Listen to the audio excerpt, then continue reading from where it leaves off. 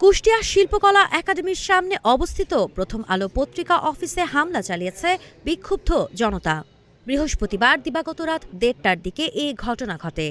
এ সময় অফিসটির সাইনবোর্ড, একটি কক্ষের দরজা জানালা এবং বিভিন্ন আসবাবপত্র ব্যাপক ভাঙচুর চালানো হয়েছে। ভাঙচুরের সময় বিক্ষুব্ধ জনতাকে বিভিন্ন স্লোগান দিতে শোনা গেছে। জানা গেছে, ইনকিলাব মঞ্চের মুখপাত্র ও ঢাকা ৮ আসনের স্বতন্ত্র এমপি প্রার্থী শরীফ ওসমান হাদির মৃত্যুর খবরে কুষ্টিয়ায় বিক্ষোভ মিছিল করেছে বিক্ষুব্ধ জনতা। পরে টায়ার জ্বালিয়ে মহাসড়ক অবরোধ করেন তারা। ঘণ্টাব্যাপী অবরোধ শেষে কর্মসূচি প্রত্যাহার করলে রাত ১২টায় যান চলাচল স্বাভাবিক হয়।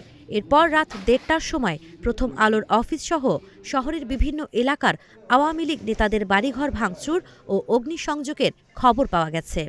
কুষ্টিয়া মডেল থানার অফিসার ইনচার্জ কবির হোসেন মাতব্বর বলেন, এমন বেশ কিছু খবর শুনেছি, তবে এ বিষয়ে থানায় লিখিত অভিযোগ আসেনি। অভিযোগ পেলে খতিয়ে দেখে ব্যবস্থা নেওয়া হবে। এদিকে আইনশৃঙ্খলা পরিস্থিতি স্বাভাবিক রাখতে পুলিশের টহল জোরদার করা হয়েছে বলে জানিয়েছে পুলিশ।